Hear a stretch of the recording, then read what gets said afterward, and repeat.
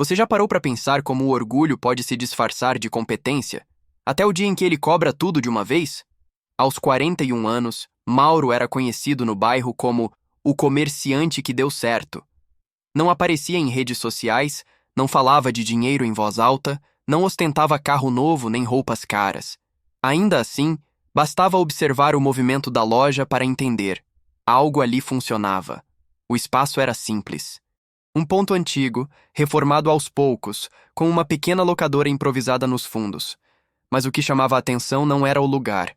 Eram os filmes. Capas novas, títulos recentes, lançamentos que muita gente ainda nem tinha visto anunciados oficialmente. Enquanto outros comerciantes reclamavam da demora dos distribuidores, Mauro sempre tinha novidade. E não, aquilo não era sorte.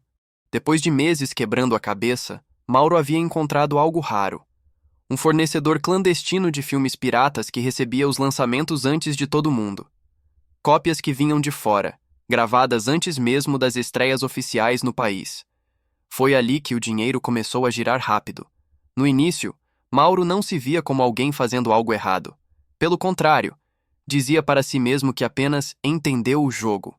A margem era alta, o giro era constante, e os clientes voltavam semana após semana, confiantes de que ali sempre encontrariam algo novo. Ele começou pequeno, depois ampliou o espaço. Depois contratou 2 funcionários, e foi exatamente nesse ponto que algo mudou. Mauro nunca contou a ninguém de onde vinham os filmes, nem aos funcionários, nem à esposa. Guardava aquela informação como se fosse um cofre invisível. Repetia mentalmente, quase como um mantra. Quanto menos gente souber, melhor. Quando um funcionário sugeriu ajudar na logística, Mauro recusou. Quando o outro perguntou sobre fornecedores, ele cortou o assunto. Quando ofereceram ajuda para organizar melhor o estoque, ele disse que não precisava. Não era apenas cautela, era medo. Medo de alguém roubar sua fonte. Medo de perder o controle. Medo de deixar de ser indispensável. E quanto mais o faturamento crescia, mais Mauro se isolava. A loja faturava alto, mas tudo dependia exclusivamente dele. E sem perceber, aquele silêncio que ele chamava de estratégia já tinha outro nome: fragilidade disfarçada de força. Se você já viu alguém perder tudo por achar que estava no controle, comenta aqui.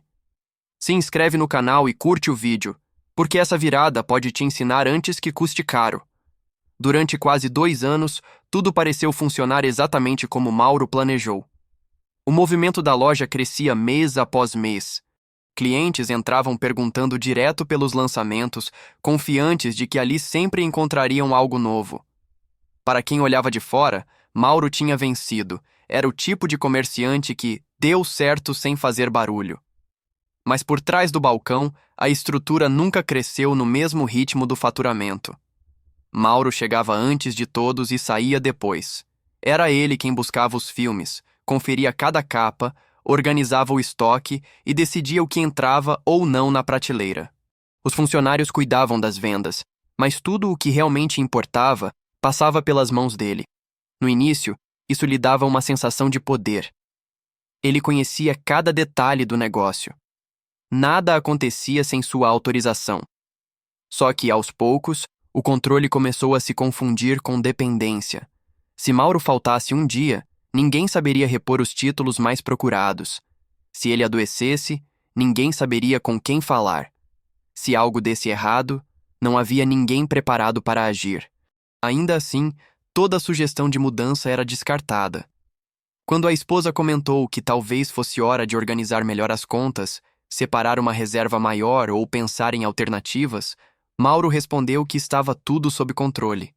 Quando um funcionário mais antigo sugeriu ajudar na organização do estoque e no contato com fornecedores, ele sorriu, agradeceu e não fez nada.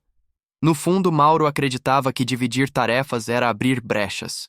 E brechas, na cabeça dele, sempre viravam prejuízo. O dinheiro entrava rápido demais para que ele enxergasse o risco.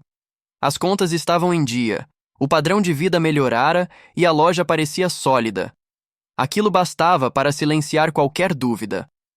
O problema é que faturamento alto cria uma ilusão perigosa, a de que sucesso é sinônimo de estabilidade. Mauro não percebia, Mas seu negócio não estava forte. Estava apenas acelerado. E tudo o que depende de velocidade, quando freia de repente, costuma quebrar. Numa semana comum, o fornecedor não respondeu. Nenhuma mensagem. Nenhuma entrega. Mauro tentou manter a calma. Disse a si mesmo que atrasos aconteciam. Que não fazia sentido entrar em pânico por causa de alguns dias. Ainda assim, pela primeira vez em muito tempo, ele sentiu o estômago apertar. O estoque começou a diminuir. Clientes perguntavam pelos lançamentos. Alguns saíam sem comprar nada. À noite, Mauro mal dormia. Foi então que, depois de quase uma semana, o contato reapareceu. Uma explicação vaga, uma história sobre mudanças na rota, promessas de normalização. Junto disso, algo que soou como alívio. A oferta de volumes maiores, com ainda mais exclusividade. Mauro respirou fundo. Para ele, aquilo foi mais do que uma solução. Foi uma confirmação. A prova de que estava certo em não confiar em ninguém. Se tivesse dividido informações, pensou, talvez o problema tivesse se espalhado. Se alguém soubesse demais, talvez o fornecedor tivesse sumido de vez. Na cabeça dele, o silêncio tinha salvado o negócio. As entregas voltaram. O movimento cresceu novamente. O faturamento subiu como nunca. E com isso, Mauro fez o que muitos fazem diante de um susto que passa rápido.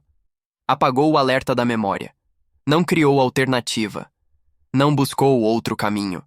Não ouviu os pequenos incômodos que ainda insistiam em aparecer. Pelo contrário, a falsa tranquilidade reforçou seu comportamento. Ele passou a confiar ainda mais em si mesmo e a desconfiar ainda mais dos outros. Qualquer sugestão era vista como ameaça. Qualquer pergunta, como curiosidade perigosa. Mauro acreditou que havia atravessado a tempestade. Mas o que ele não percebeu era simples e cruel. Aquilo não foi uma virada. Foi apenas o aviso final. E avisos ignorados costumam cobrar juros altos.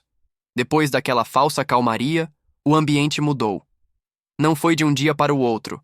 Foi gradual, quase imperceptível. Mas diferente de antes, Mauro começou a sentir que algo estava fora do lugar.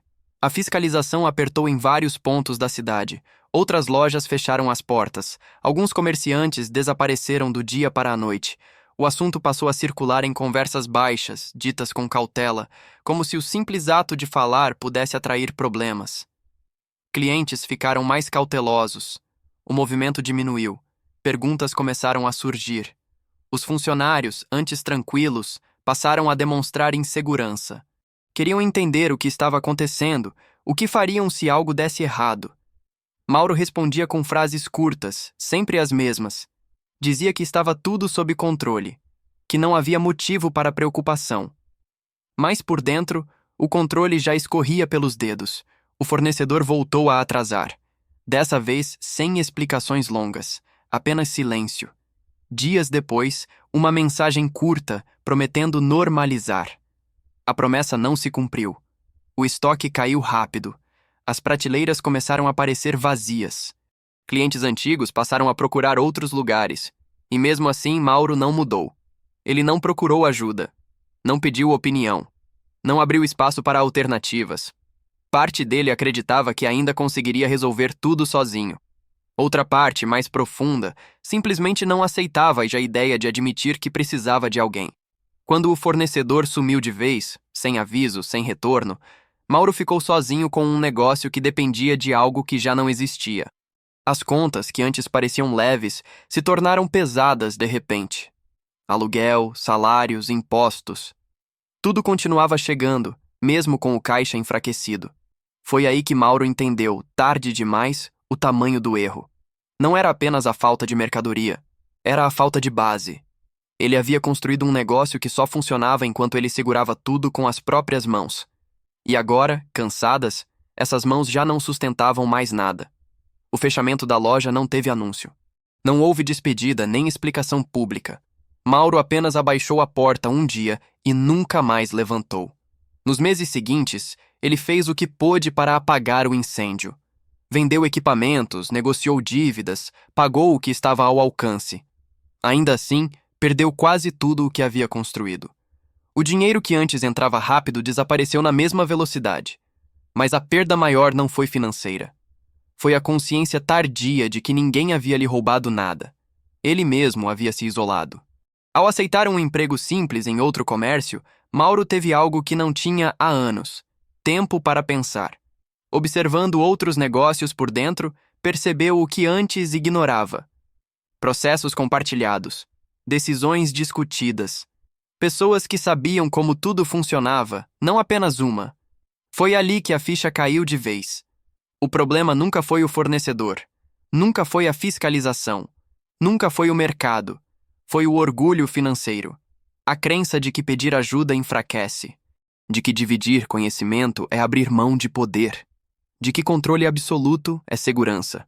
Hoje, Mauro reconstrói devagar, sem pressa, sem atalhos, mas com algo que antes faltava: abertura. Ele ensina o que aprende, escuta antes de decidir e entende que um negócio forte não depende de uma única pessoa. E a frase que ele carrega como lição é simples, mas pesada: não foi o dinheiro que me quebrou. Foi achar que eu não precisava de ninguém. O 6. Se essa história te fez repensar suas próprias decisões, comenta aqui embaixo. Curte o vídeo e se inscreve no canal, porque entender isso agora pode te poupar de aprender do jeito mais caro possível.